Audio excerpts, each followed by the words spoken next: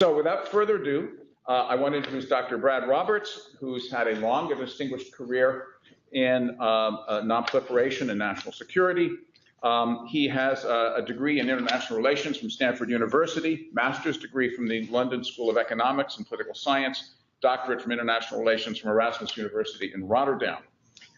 He was a member of the Defense Department's Threat Reduction Advisory Committee, chair of the Research Council of the Chemical and Biological Arms Control Institute, member of the Executive Committee, U.S. Committee for the Council of Security Cooperation in Asia Pacific. From 1995 to 2009, member of the research staff of the Institute for Defense Analysis in Alexandria, Virginia, adjunct professor at George Washington University. He was a fellow of the Center for Strategic International Studies, served also as editor of the Washington Quarterly from 1987 to 1995. 2009, 2013, he was Deputy Assistant Secretary of Defense for Nuclear and Missile Defense Policy. In this role, he served as the Policy Director of the Obama Administration's Nuclear Posture Review and Ballistic Missile Defense Review. Of course, we heard a great deal last week from Cheryl Hingorani about how the whole quadrennial process rolls out each year. And you were on board, on watch when this quite momentous shift in what the Nuclear Posture Review looked like, the shape it took in 2010. Through September 2013 to December of 2014, he was consulting professor and William Perry Fellow at the Center for International Security and Cooperation at Stanford, where he authored a book entitled The Case for U.S. Nuclear Weapons in the 21st Century. And this is a book that is really a hot read. It makes a very interesting case. It's actually next on my tall stack of things. I've moved it up to the top of the tall stack of things I'm supposed to be reading. And without further ado, I'm going to turn it over to Brad. Well, then maybe I shouldn't do the talk I was planning to do, which is to review the main arguments in the book. No, do it anyway. Absolutely. No, absolutely read it. It will whet our appetite. Thank you for that kind and thorough introduction, which began with long and distinguished, which just sounds like old. Been in the game for a long time. I appreciate what you all are trying to accomplish here today. I never found an opportunity in my academic career to do the same thing. I came out of the social sciences side and came out of graduate school with a master's degree at the time that Ronald Reagan was elected president, and NATO was pursuing the dual-track approach to nuclear issues, which was an approach aimed at deploying new nuclear capabilities to counter Soviet and Warsaw Pact buildup, at the same time saying we'd negotiate them all away if the Soviets were willing to do the same. And I watched my graduate school, as indicated, I went to the London School of Economics and came out of the International Relations Department there with about this many people in the master's program. And all but about 3 of us went off into the nuclear business, because that was a really hot topic in the 1980s. The Second Cold War, nuclear right at the center of things. And I thought I would never, as a young person, figure out how to make a mark in that business. And everybody seemed to have long since made up their minds about all the main issues. And they loved to fight about the things they disagreed about. And it was about a very high stakes problem. I mean, we were in the Cold War running the risk of nuclear Armageddon.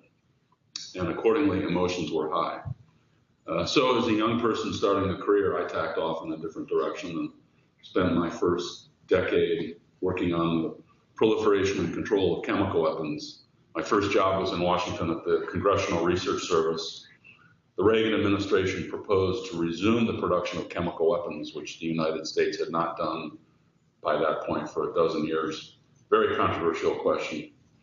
And people in the Congress who wanted to kill it asked, well, what impact might this have on the proliferation and or elimination of chemical weapons? It was completely a fanciful question. No one was worried about chemical weapons.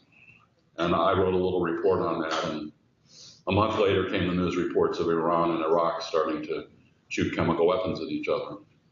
And off went my career. And I tried to steer clear of matters nuclear for as long as I could. And then came the end of the Cold War and the arrival of Saddam Hussein and the war to eject Iraq from Kuwait. And the recognition that all of a sudden here after the Cold War was a brand new, big, hard problem. The nuclear problem hadn't gone away, it had changed. And it had become more complicated because here was an actor totally unlike the Soviet Union in the Cold War. And we didn't know whether deterrence was going to work, whether nuclear deterrence might work, but the deterrence of chemical and biological attack might not. We didn't know what it meant to try and deter a guy who, if you sat at a cabinet meeting with Saddam Hussein and he disagreed, he might pull out his gun and shoot you. That didn't provide for a lot of disagreement at the cabinet table. So this new problem set emerged, and I decided to shift away from CSIS and into the Institute for Defense Analyses, which is a think tank that supports the Office of the Secretary of Defense, and spent a dozen years there before going into the Office of the Secretary of Defense in the Obama administration. The book, entitled The Case for U.S. Nuclear Weapons in the 21st Century, is my effort to address what I think was a significant gap in thinking and discussion about nuclear weapons policy. I encountered that gap very often trying to get the business of the government done in the 4 years I was in government. The point of departure for the book is that that problem that I observed in the early 1980s of people who had mostly made up their minds and mostly enjoyed disagreeing with each other, shouting and debating, that problem has only grown much worse with the end of the Cold War. Now, maybe we've turned a corner. First time I came into this room to do this kind of discussion, there were about 8 people at this table. There was no interest in matters nuclear at all for a long time. And as in so much of the rest of our national political life, the middle in the nuclear policy debate essentially went away. Because the nuclear subject didn't attract the same attention it did from in the Cold War. So from 1992 until roughly 2012, if you think of issues like a stock portfolio, the nuclear issue was sell, sell, sell, get out. It's a sunset industry. Look for new problems. If you want to make a mark for yourselves intellectually, want the argument, go do something else. And frankly, didn't really matter in the sense that there were no hard questions, national policy questions that needed a decision. The nuclear forces that we inherited from the Cold War were relatively new at that point, and they've lasted a long time. But we're at a crossroads now. We have deferred the modernization of our nuclear forces to the bitter last second of getting it done in time. And if we don't move out now, we will simply unilaterally disarm piece by piece over the next 20 years. The newest part of the triad is also the first part that's going to age out. The ballistic missile submarines, they all went into service 15 months apart. They're all going to go out of service 15 months apart, beginning in about 2028. Takes about a decade to get them built. So triad. The next oldest part are the ICBMs. The newest intercontinental ballistic missile went into the ground in 1971. The newest B-52 flying a nuclear mission, built in 1962. The newest nuclear warhead, the last nuclear weapon that went into the stockpile, 1991. No nuclear weapon in the stockpile was designed with a service life longer than 25 years. They've all aged out.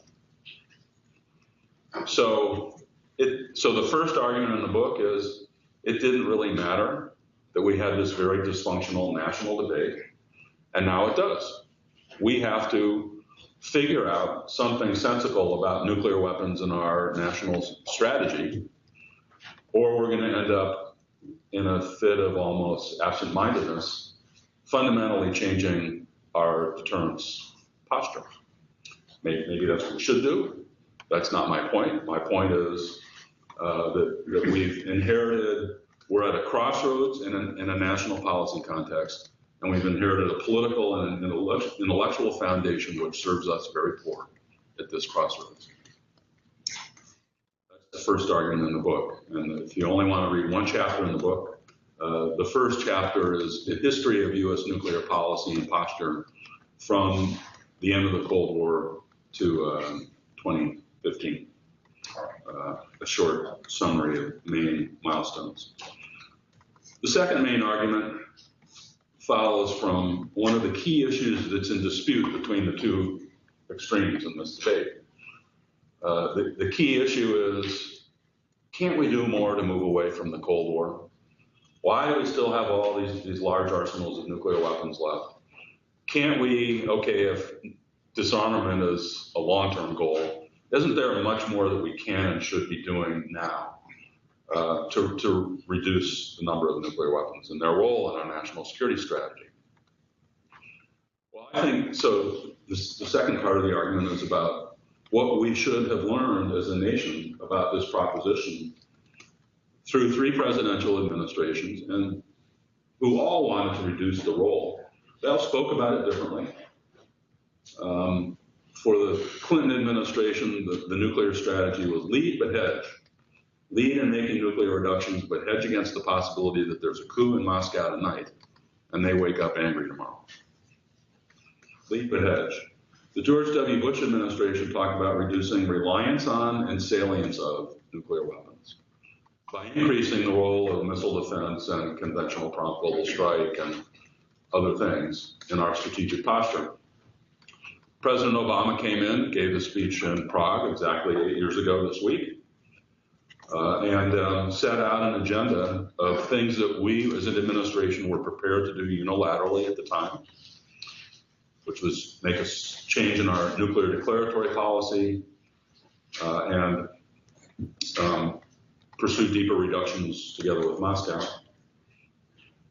And at the same time, he set out a set of conditions that we would work to create over 8 years that might allow us to take further steps to reduce the role and number of nuclear weapons by allowing others to join us in the process. Question: did we discover that those conditions exist? Well, what were they? First and foremost, Russia. The situation we inherited in 2009 was that the existing arms control framework was about to die out. The START 1 treaty was due to expire in 2010 or 2011. And the agreement that the Bush administration had made, which kind of set on top of that, the SORT treaty, the Moscow treaty, the Strategic Offensive Reductions Treaty, SORT, was due to expire at the end of 2012. And so no arms control agreement, no treaty verification, no inspectors, no strategic predictability. What are they going to be doing in 2, 3, 5, 7 years? So we committed to a short-term, a simple step, the New START Treaty, which took the dramatic reductions from 1,800 to 1,550. Very disappointing for the Obama administration, but that's all Russia wanted. And at the same time, we said we would then, once that was ratified and entered into force, we would work with Russia to better understand the requirements of strategic stability in the current security environment, and to identify the conditions that would allow us to take an additional 1/3 reduction, basically to go to 1,000 deployed, accountable, strategic nuclear weapons. And do those conditions exist? No. Russia's not prepared to do that. Second condition we tried to create was to bring China somehow into the fold. In 2009, it was pretty clear that both Washington and Moscow worried that if we come down, China's going to come up. how do we get some understanding, if not an arms control agreement, that's not likely with China, but how do we get some understanding that they're not going to exploit our reductions to achieve parity with us or build up right past us?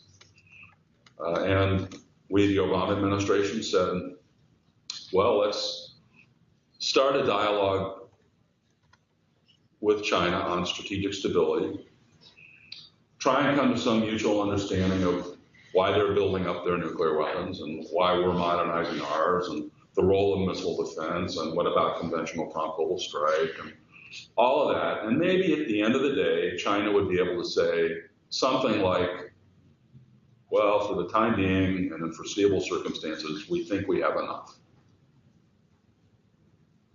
What did China say? Strategic stability dialogue? No, thank you. Nuclear transparency? No more. What are they doing? Modernizing, diversifying, building up their nuclear weapons. Third condition we tried to create, roll back North Korea and Iran. Well, you can give us whatever score you give us on Iran, but clearly on North Korea it's headed to something, 50, 100 deployed nuclear weapons. One authoritative estimate is by, I'm sure you've been studying this more than I have lately, that by 2020 they could have between 60 and 100 deployed nuclear weapons. That doesn't create a big demand on the number of nuclear weapons in the U.S. arsenal, but it sure does on our strategy. I mean, we can't.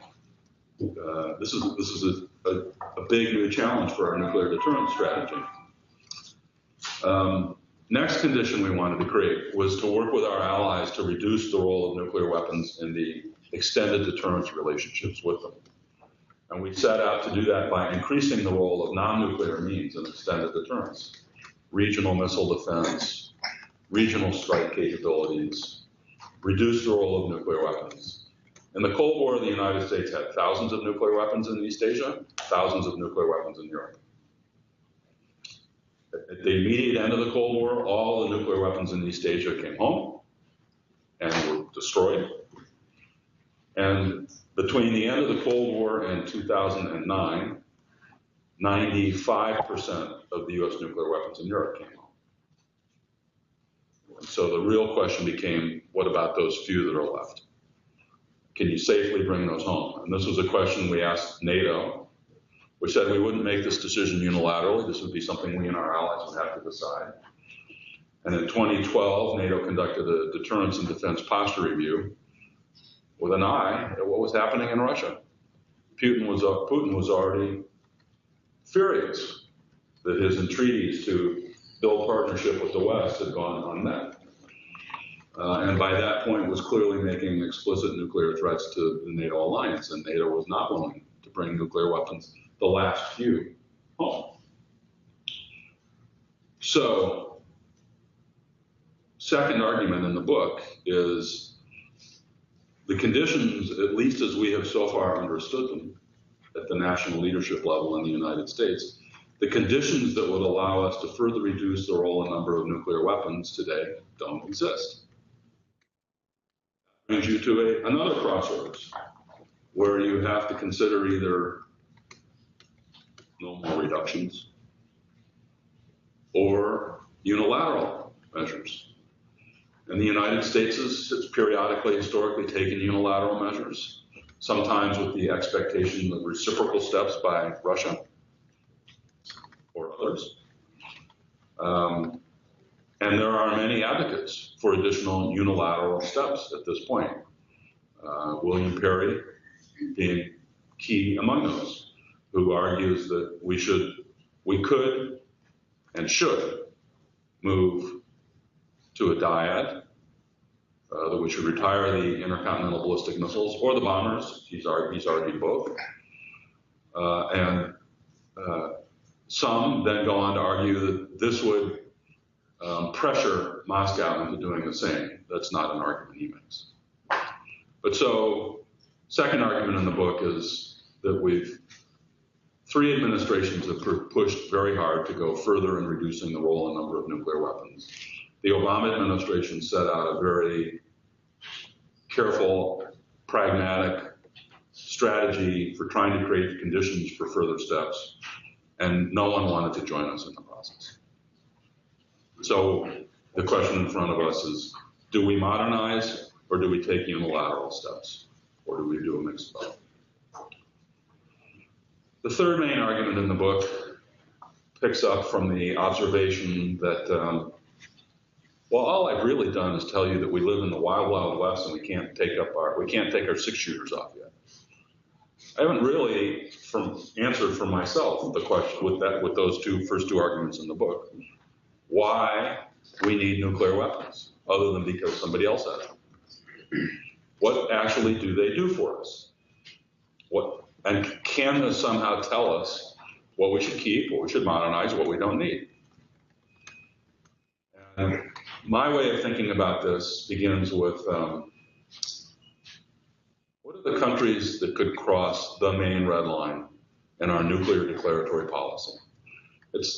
Every American president in the nuclear era has said that we have the fundamental role of nuclear weapons is to deter nuclear attack on us and our allies. We haven't been willing to say that's the sole purpose because why? Well, in the Cold War, that would seem to have signaled to the Soviet Union that they could just run across Europe with their conventional forces.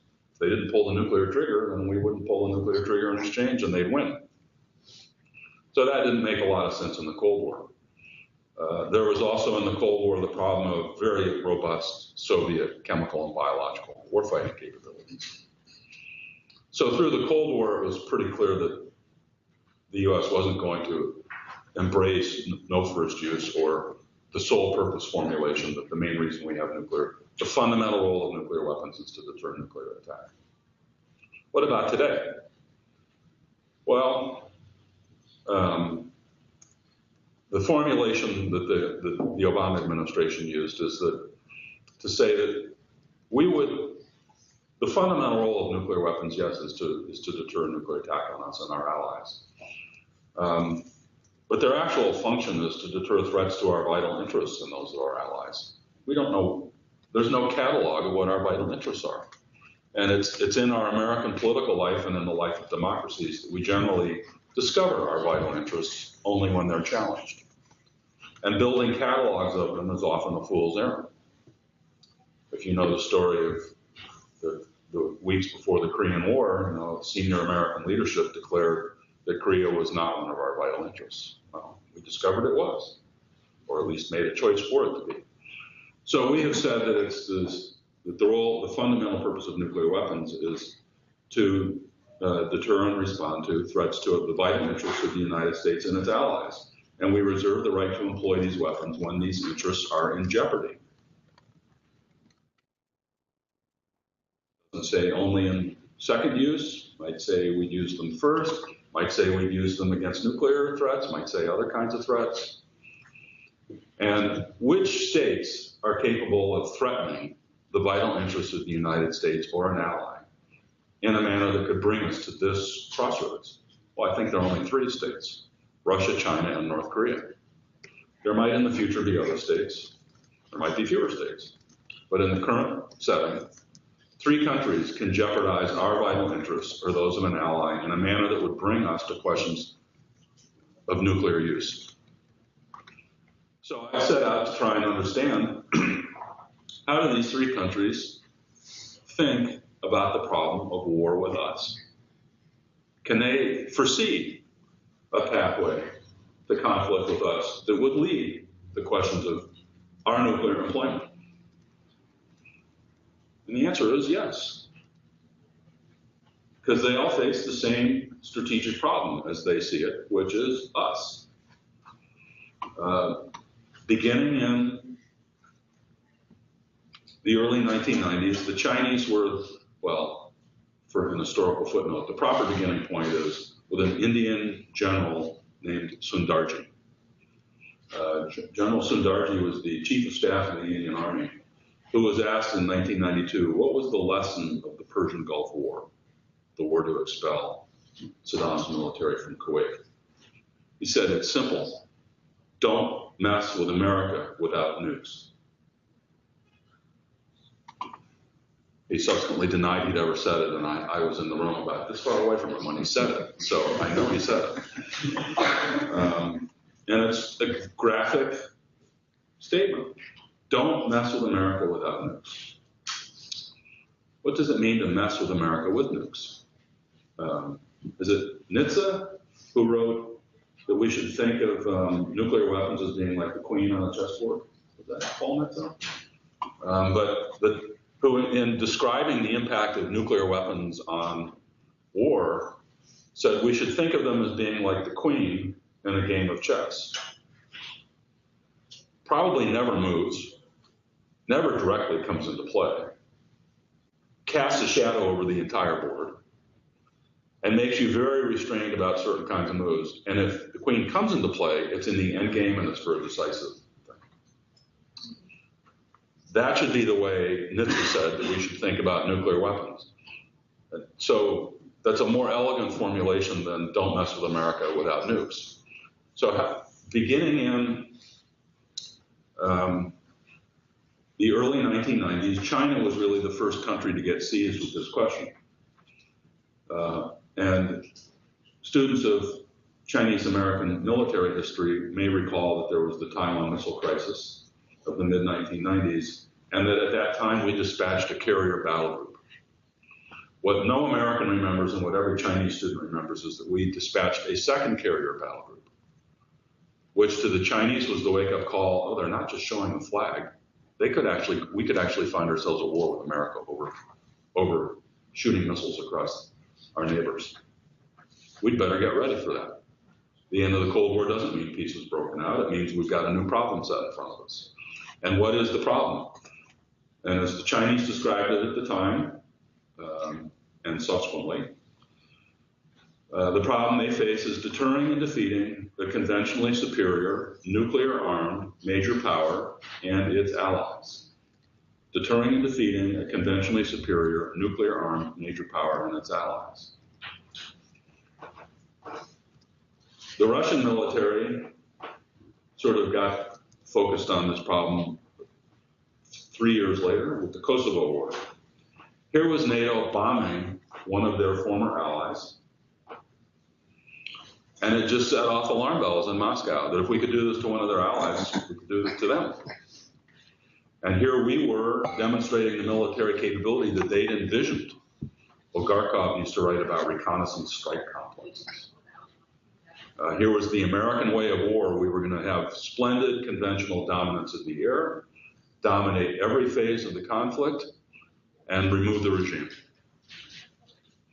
And Russian military leadership said, don't want to live in that world, and began writing about the problem of deterring and defeating a conventionally superior nuclear major power and its allies. Identical formulation. Ironically, the third of the three in the storyline is North Korea.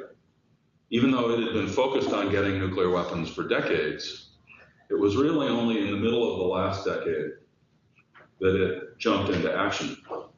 And why? Well, jumped into action, what do I mean by that? Up until about a decade ago, North Korea was essentially using its missile and nuclear program for bargaining purposes, to extract goods of various political and economic kinds. And it would freeze the program, get something, turn the program on again, go for a while, freeze it again. Bargaining tool. That's my assessment anyway. Then we can read unclassified press reports indicating that they, using cyber means, broke into the South Korean military, Department of Defense, and gained access to the classified war plans, where they discovered that regime removal of Pyongyang was an option. No more bargaining. No more using the nuclear missile program to just extract political and economic goods. They needed to have a strategy, a credible strategy, and a strategy that would look credible in our eyes, to deter and defeat a conventionally superior nuclear major power and its allies. Same formulation. And what are the elements? So what if they've come to a set of common ideas about this problem, because they face a common problem. And the common elements are very striking.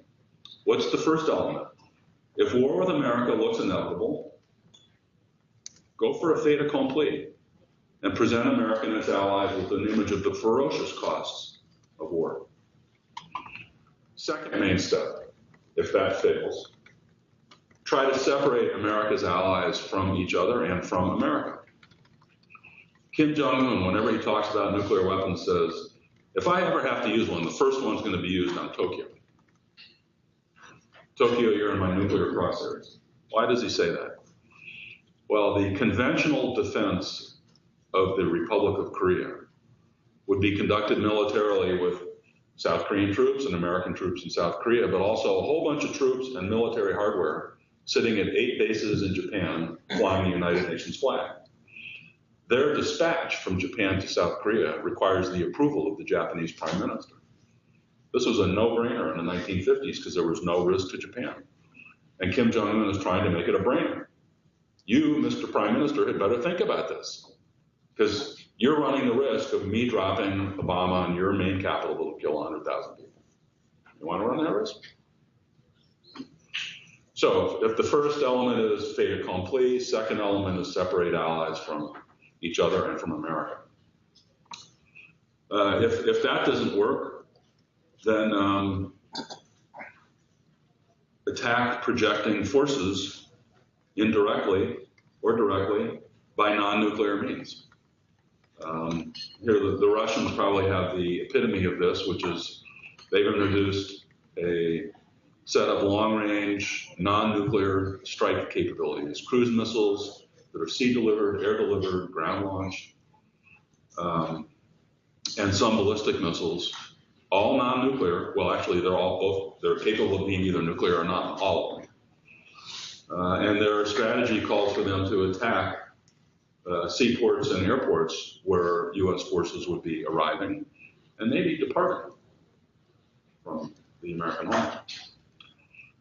So the third element is to attack the arriving forces. And the fourth, if we really get to the brink in a conflict where we're contemplating removing the regime and getting ready to do so, or to otherwise take away something they highly prize, like if there were a Russian invasion of one of the Baltic countries and we said, okay, you're losing now, you may walk home, but you're leaving all your military hardware, Putin wouldn't find that a very congenial outcome. And in that circumstance, they have the ability to put the American homeland at risk by nuclear attack.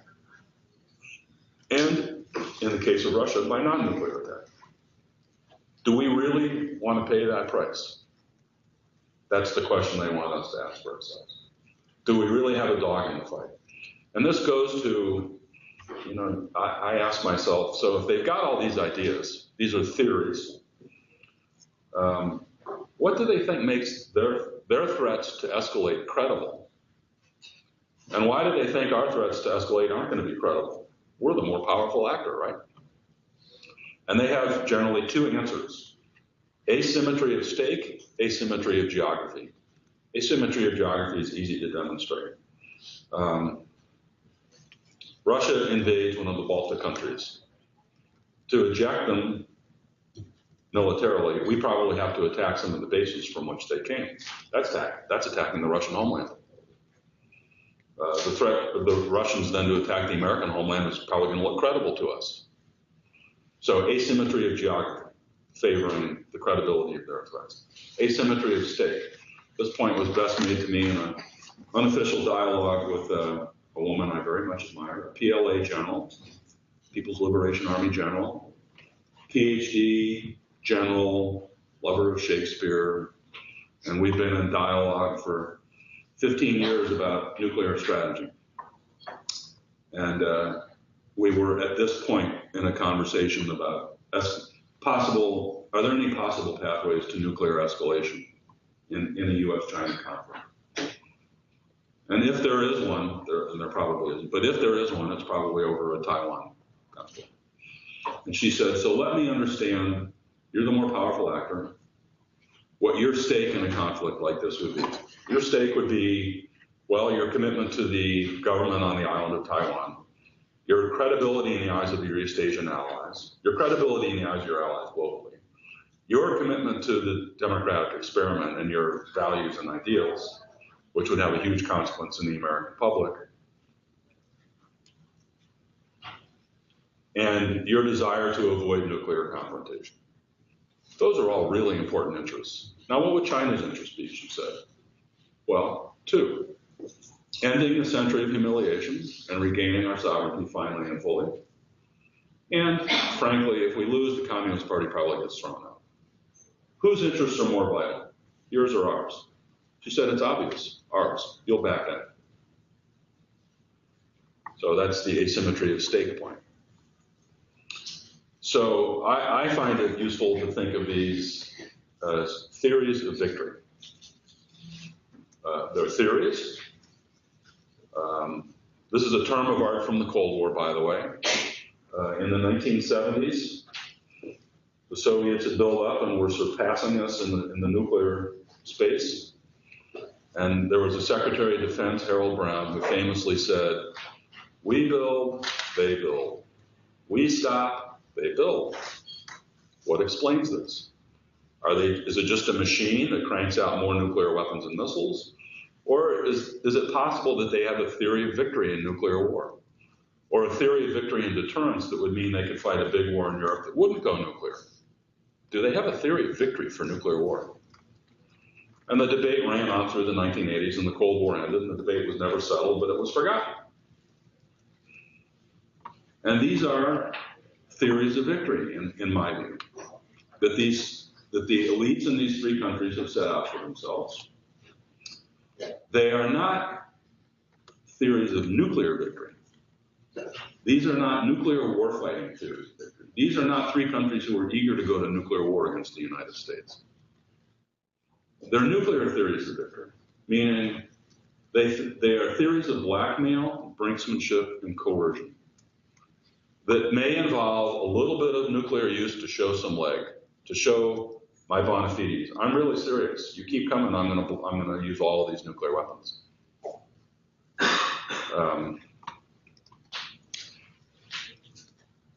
And I think they're theories of victories in two senses: Clausewitz and Sun Tzu. Clausewitz, you've done enough studies in this area. How does Clausewitz sees war as a continuation of politics by other means? So what is victory? Victory is not when you vanquish your enemy on the battlefield. That's not politics. Victory is when you bring your enemy to a culminating point in a conflict. That's his words, culminating point. When the enemy chooses no longer to bear the costs and risks of further war. And war strategies are about getting your enemy to that culminating point before your enemy's imposing costs on you and risks that you don't want to bear. And very clearly, these three countries, their military elites, have set out the theory of nuclear confrontation with America. It's about blackmail and brinksmanship and a little nuclear leg to show that they're serious, to bring us to a point where we and our allies don't think that our stake is sufficient to go down that pathway any further. But it's more importantly the theory of victory in the spirit of Sun Tzu, which is to say to subdue an enemy without fighting. All three of these leadership groups believe themselves to be already in a state of war with the United States. This seems implausible to us. But their concept is that we're applying all of our hard and soft power tools to lay the foundations for pressuring them militarily so that they have color revolutions that we manipulate and support, and that lay the conditions for us to assert that we have a right to intervene militarily. And that's the world they see themselves in today. And their coercion, their nuclear threats, their other threats, their provocations at the conventional level are all about shaking our confidence and our allies' confidence in our willingness to escalate in a real war, so that we'll back off. And that our allies will, over time, associate themselves with their preferences for how the regional order is supposed to work. So to me, this says, back to the third line of argument in the book, nuclear weapons don't play anything like the role they played in the Cold War for the United States. Their fundamental role is to keep this a game of coercion and blackmail and brinksmanship, but not nuclear warfighting. They still have a deterrence value in keeping it clear to those actors that they would bear costs and risks that they don't want to accept. They have an assurance value, which we rarely talk about, but should talk about much more, and which your scenario on South Korea and Japan should play to. If we are unable to use our nuclear weapons to assure our allies, we will end up in a very different world from the one we wanted to live in. So, three main arguments. We're at a crossroads with the wrong intellectual and political capital. Secondly, we've learned that the conditions don't exist to go forward in further reductions unless we do so unilaterally in the manner that I think we've taken all of the unilateral options that there were. I don't think there are anymore. And thirdly, we have to have a theory of victory of our own for safeguarding the peace and safeguarding ourselves and our allies that doesn't involve nuclear warfighting, but does involve credibly being able to threaten responses to the acts that they threaten to undertake against us. The old game of deterrence, but in a different guise. So those are the three main arguments in the book. It's been reviewed, so it's validated my argument about the two extremes. Within a week, I had a review by the Arms Control Association and the Heritage Foundation, and you wondered if either of them actually read the book. You know, they created straw men out of my arguments. You know, Heritage said this is an Obama idiot who can't see the world straight, and the Arms Control Association said I was, never fit in the Obama administration.